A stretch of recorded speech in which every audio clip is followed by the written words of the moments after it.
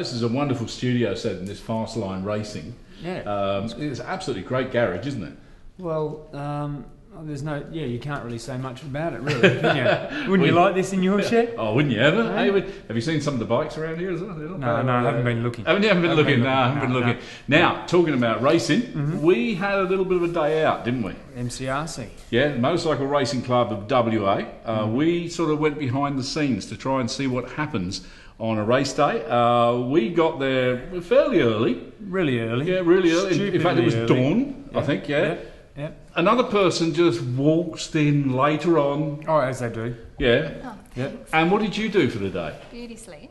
Beauty sleep. Yes. Yeah. What did I do for the day?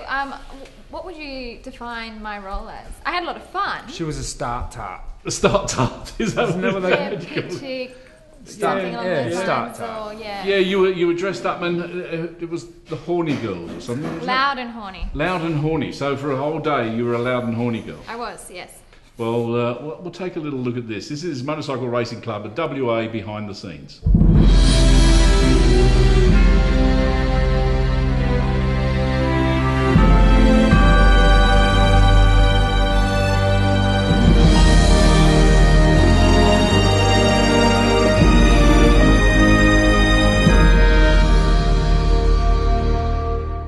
Well, Keith, it's 6:30 in the morning. What have you got me at the racetrack for? Well, what we thought we'd do, we thought we might take a look behind the scenes of what goes on at a successful race meeting. This is a Superbike meeting here today. Yeah, rightio. So we're going to check out some machine examining and just the people that do that, not the people that get their bikes machine examined, the people who do it, the people who get involved, scrutineers, Flag marshals. Commentary. All these people are here before the races. The flag girls. Thought we might do that. We're going to get Lauren dressed up and she's going to spend a day as a flag girl. Yeah, right. You might have a few crashes on the track. We might do, but we'll see how we go. So it's a bit of a behind-the-scenes look. Yep. Yeah, no, it should be good. Should be good. So we'll check out all the people that are involved and put their hard work in. This is all voluntary, by the way, so they're not getting paid for it. Let's go check them out.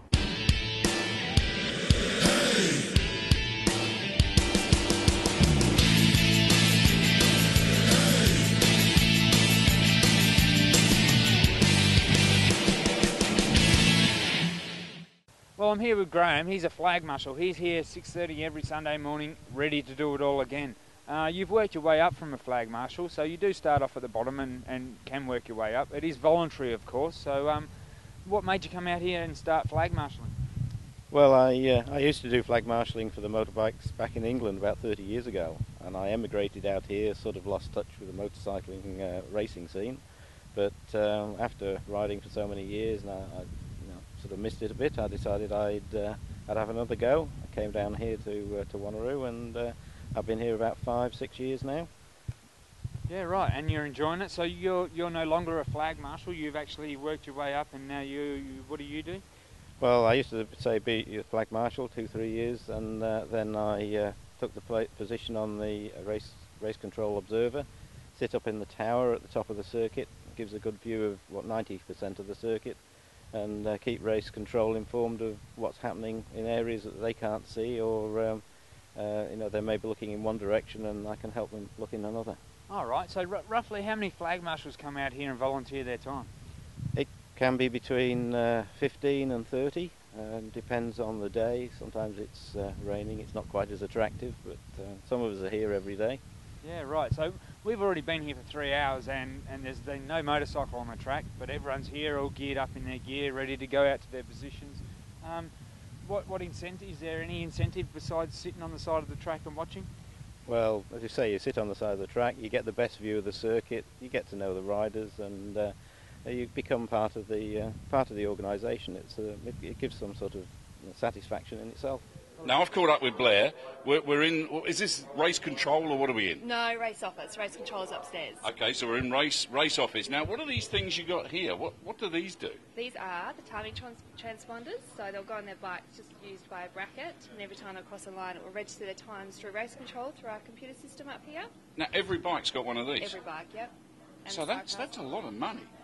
sitting in here. Yeah, they are. That's incredible. And Yeah, these are all they're- charged up automatically? Yeah, they charge overnight, probably about 24 hours they take to charge, and then Yeah. we just every morning they'll last all day. So every rider, doesn't matter what he's riding, whether it's a 125, 250, Superbike, they all come in here and get one of these? Yep, every single one. So it's already registered to their race number, which is already included in our timing system. So as soon as it comes up, when they come in over the track, over the line, it will come up straight away into our computer system.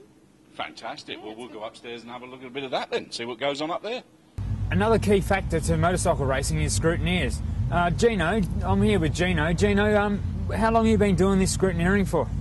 With the club here, approximately 7 years. 7 years? Yep.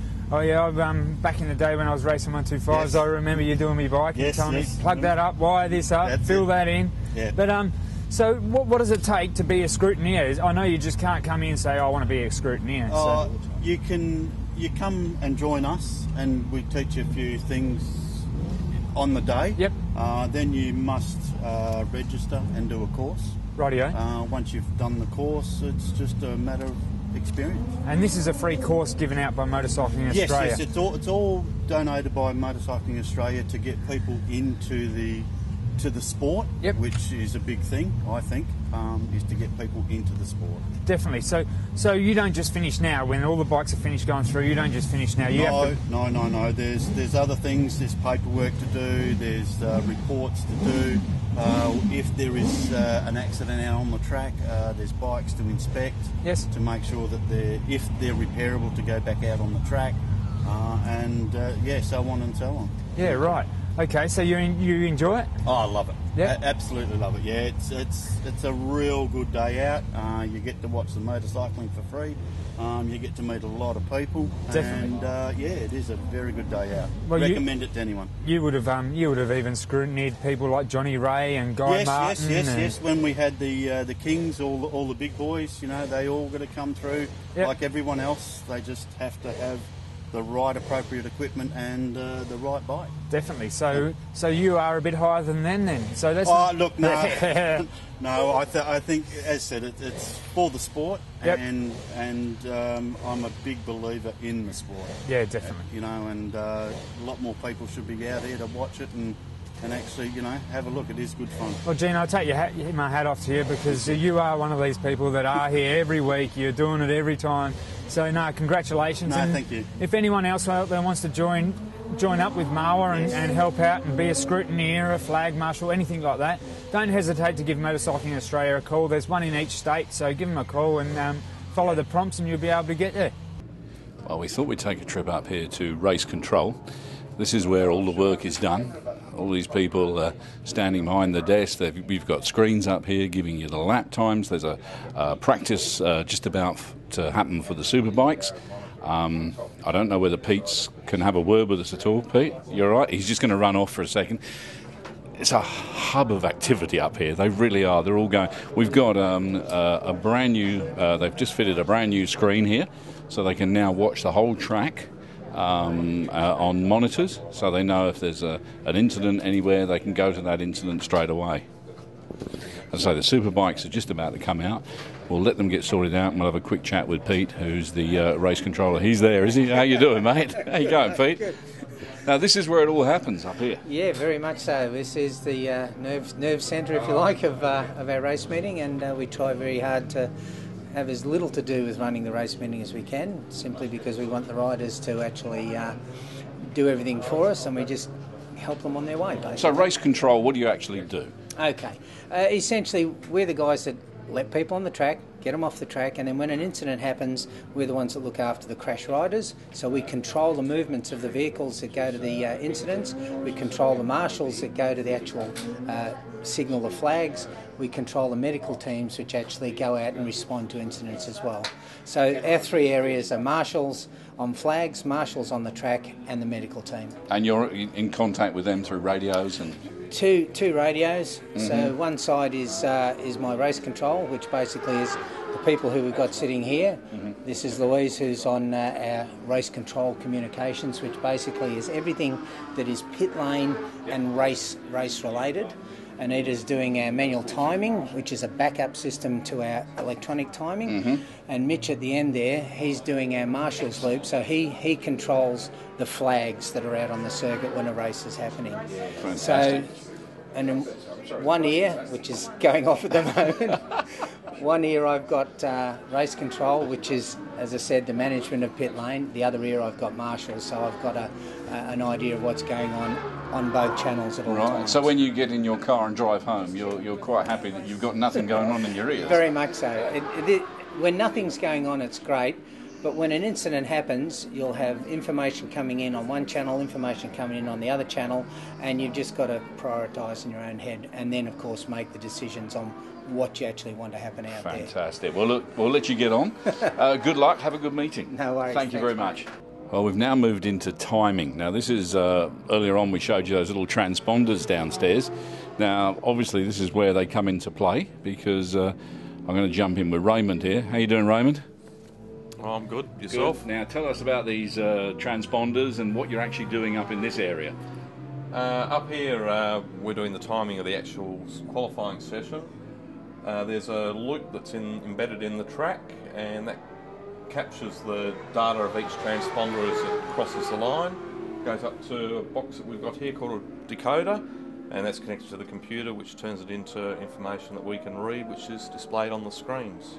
So it gives you your fastest laps and the position, the fastest lap, what class they're in, and things like that. So without this bit of electronics, it would be a nightmare. You'd have about 40 people up here watching the track, would you? Going back 20 years before we started doing it electronically, we would have probably about 8 to 10 people timing manually. So a lot of those would be scoring. Oh, God. We had basic computers back then, so it was someone always pressing a button and then inputting that number in. So sometimes it could be an hour up to after an event before we had the final results collated. Oh, crikey. So computers have really helped, and they've really sort of, made it a lot easier for you in some ways. Certainly the transponders have simplified and made it automatic to a degree that we're just basically here monitoring what's happening, making sure that all the transponders are working and they're correctly assigned to the correct rider. Fantastic. Well, look, we'll let you get on because there's obviously a lot of work going on here. Well, some people are working. Okay, we'll leave you to it. Thanks a lot. Cheers. We'll be back after the break with a further look behind the scenes of the Motorcycle Racing Club of WA.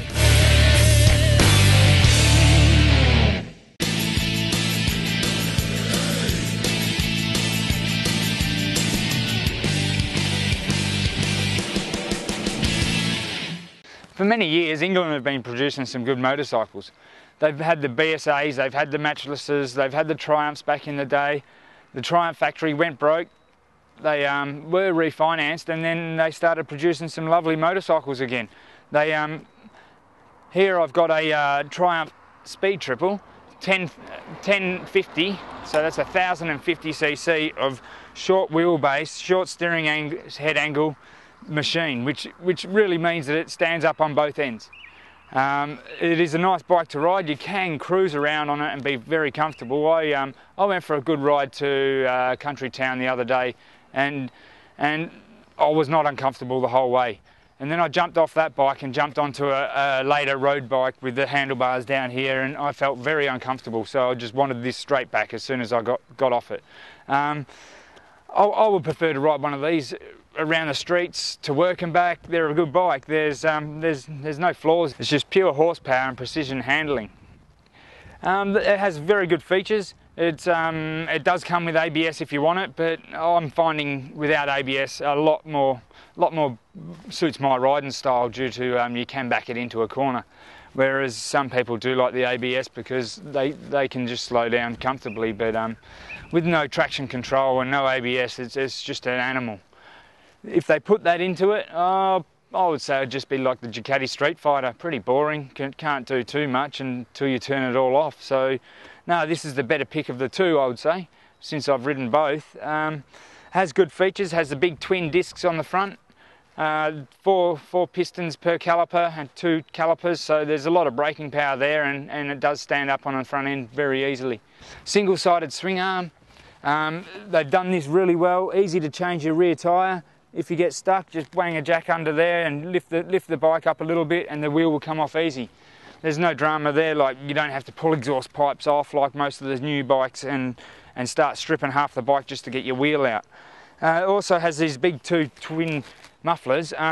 You think, oh yeah, standard mufflers, they're not going to sound too good, but as soon as you deaccelerate on this, a big gurgle comes out the back, and it impresses everyone as you're pulling up at lights, I'll tell you that right now. And I did go to the country, so when I filled it up before I left Triumph, I rode all the way to the country. It was about 200 k's there and 200 back. I made it all the way there and back on a tank of fuel. It holds 17.5 litres, so it nearly did 400 and something k's for me, whereas on the computer it was saying it wouldn't do that, but it did it. So I was very impressed. I thought I would have had to fuel up somewhere out in the middle of nowhere. So if there's any girls out there that want to have a ride of one, don't be scared. It's got an 800mm seat height, which is anyone can get on. Even Keith can get onto this one. Yeah, so she's got the 800mm seat height, 6-speed gearbox. You probably only need 3 of those gears out of the whole gearbox if you're riding around the city. And also it weighs 200 kilos, so it's pretty light, and you can actually move it around pretty easy. It's not actually heavy to move. So if you're looking for a short, stubby, aggressive, twin headlight, single shielded swing arm, alloy handlebars, pure speed improved motorcycle, I think this is the one to grab.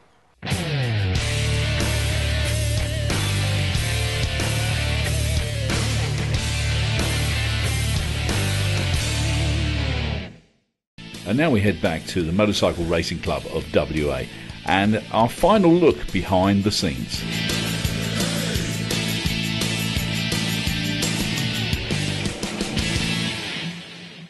We're in the race office. I'm here with Denise. Denise, this is is this the hub of everything's going on here? There seems to be riders coming in and out and... Well, I'm the race secretary for the event, and this is the race admin office. So it's a point of contact for the riders for all information that they need during the day, like results, lap times, problems that they have on track, issuing of paperwork for them, so forth. It's also the main officials' point of contact. So we sort of do all the administration side of the event, and then there's race control, which is the main point for everything on track. Okay, now we've obviously come down here, we've had a look, we've been here sort of at Sparrows this morning, we actually saw the dawn come up, which was fantastic. Now, you know, we're saying that, you know, there's a lot that goes on behind the scenes at a race meeting. This doesn't start in the morning. You prepare for this weeks and weeks in advance. We do. The paperwork just turns over from meeting to meeting. Entries from riders close 3 weeks before the race meeting. The main things you've got to do is prepare all the entries, the events, everything for the printer to print the program. There's also, you've got to contact all the officials, make sure they're all on board. And there's lots of just general administration work that. And it's a massive job, and there's not that many people doing it in your office. No, we're limited. Limited financially too, I suppose. You know, that has a bearing on. You know, ideally we could have 2 people, because also we like to train someone else up, you know, for the future. I sort of won't be there forever. But yeah, we get by. I mean, the bulk of our workforce is all volunteers. Yeah. And it's like any other sport, you rely on your volunteers. And fortunately we have a great batch of very consistent, highly qualified volunteers. They're all a great group. Many who do over East race meetings, MotoGP, World Superbike, so... We're fortunate. Our state is probably quite unique in that sense, because we only have one actual Pacific road racing club. So, we're very fortunate that way, because we can control things quite well for us. Fantastic. Well, look, I'm very impressed. It's a great setup. It's absolutely superb. We'll let you get on, because there's phone calls coming in for you behind. There's obviously someone needs you for something else. So thank you very much, and we'll carry on. Well, thanks, guys. Well, I'm here to investigate the more glamorous side of things today. We all know there's 2 reasons guys come down here. One is to watch the motorcycles, the other is to watch the girls. I'm going to go find some promo girls.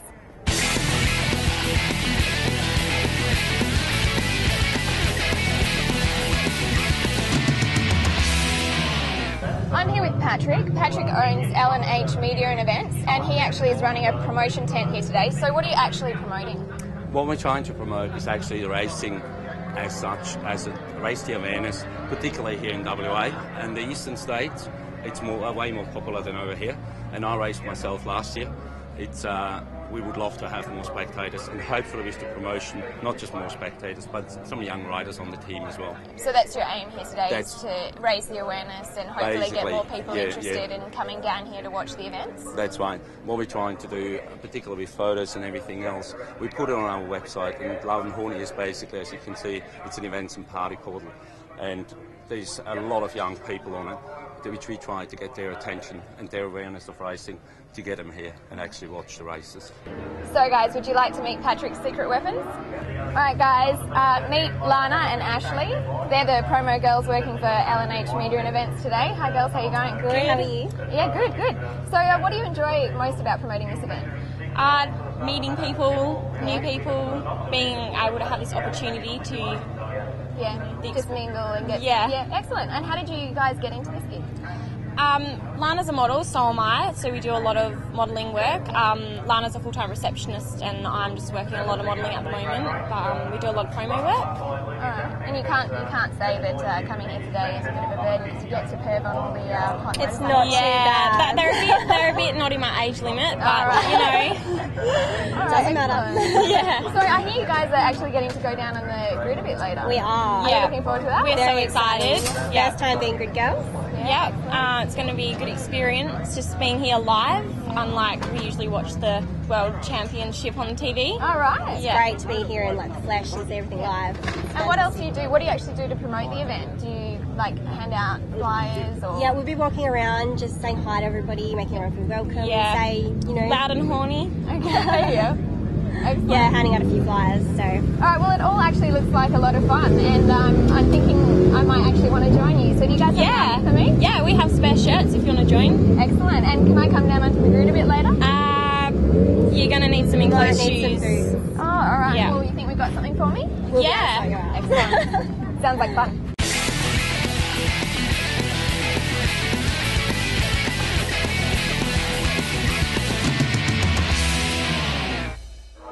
So, what do you think, girls? Yeah, nice job. Did I do a job? Yeah. Good job. All right, should we go? Yeah. Let's do it. Knocking on the door, and he's only asked to fly back photograph. So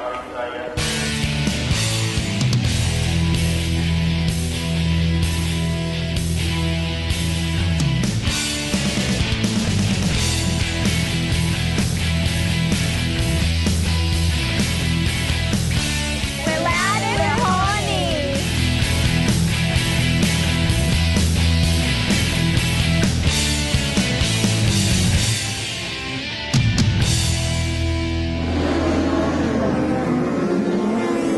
So I'm here with Dan Stoker, and he actually travels around the world and races bikes. He's from the Gold Coast, but he's over here in Western Australia taking part in the championship. How are you going, Dan? Yeah, fantastic, Lauren. Thanks. It's it's been a fun couple of rounds so far. We've been pretty lucky so far. The BMW, the Warp Speed BMW has just been pretty amazing. It's still pretty standard for us, and we've only had three days total on the bike, including this is our third day, and very impressed with the performance of it, the speed, the handling, and Dave and Luke and the team from Auto Classic have done a really good job in preparing this bike, so really having fun. So you're really enjoying yourself. Oh, good. And what do you think of Western Australia while you're at it? Oh, look, it's great. I've been here a lot of times before racing, obviously. I spent my last privateer here racing, raced the 600 Supersport Championship in WA for Andy Offer Arc Racing, and that pretty much gave him a kick into factory racing. I've been factory ever since, and so yeah, I know the track pretty well. I know the Cottesloe Tavern pretty well, and it's been a lot of fun to come back. Sort of a bit of a back to roots trip, really, for me. Yeah. Oh, excellent. Yeah. So, Dan, the bigger question is, what do you think of our promo girls? Oh, look, fantastic talent here, like the the Supersport and the Superbike and the blonde and brunette. It's fantastic, and it's why I come over here, really, not for the bike. So I just lucked out with getting a good bike and able to keep on riding. So, and how do they compare to the Eastern States girls? Look, Gold Coast girls are fantastic, but I have to say, being a country boy, I'm enjoying the talent over here. I'm staying at the casino, which is a very, very bad place. So far I've managed to stay out of trouble, but I'm sure you can change. I'm sure you can change that for me tonight. So we'll see how we go. All right. Thanks very much. Thanks, Lauren. Cheers. Well, thanks for having me today, girls. I've definitely enjoyed myself. I'm actually considering becoming loud and horny myself. Love to have you on the team. And certainly thanks to the boots. Next time I'll have to remember to bring my own. Definitely. Loud and horny! Well, thanks for joining us. Don't forget to vote for us at aurorachannel.com.au. Make us the #1 show on Aurora Channel. And maybe we'll see you next week.